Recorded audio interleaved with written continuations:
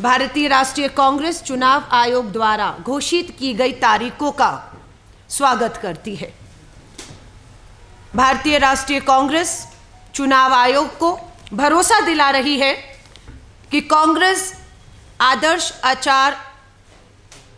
चुनाव आचार संहिता का पूरी तरह से हर नियम और कानून का पालन करेगी, पूरा सहयोग रहेगा। उसके साथ हम ये भी उम्मीद करते हैं कि जो सत्ताधारी बीजेपी केंद्र में है वो अभी भी बीच चुनावों में सरकारी मशीनरी का दुरुपयोग कर सकती है।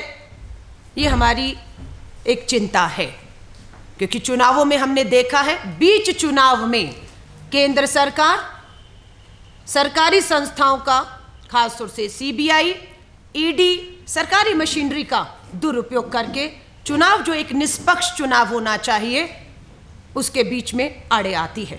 तो चुनाव आयोग से उम्मीद करते हैं कि पूरी तरह से ये चुनाव निष्पक्षता से होगा।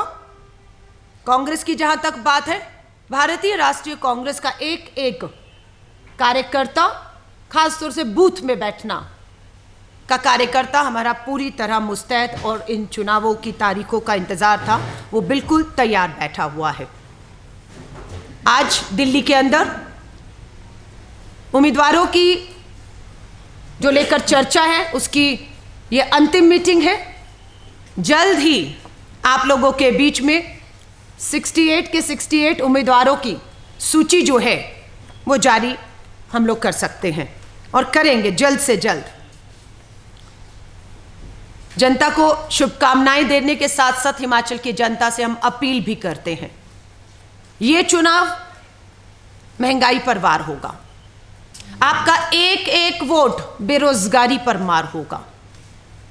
अगर आपको भाजपा के चुंगल से हिमाचल को छुड़वाना है, हिमाचल को बेरोजगारी महंगाई के चुंगल से छुड़ाना है, कुशासन से छुड़ाना है, तो ये आपके पास एक स्वर्णिम मौका है। और हम अपील कर रहे हैं, आपका एक वोट आपके साथ साथ हिमाचल का भविष्य तय करने जा रहा है। 12 नवंबर को 68 की 68 सीटों पर एक ही चरण में वोट होगा। रिजल्ट 8 दिसंबर को। लग रहा था कि जब 8 दिसंबर को रिजल्ट घोषणा की बात आती है, 25 दिन का बीच में लगभग जो है वो समय रखा गया है कि वोट होने के बाद 25 दिन बाद गिनती होगी।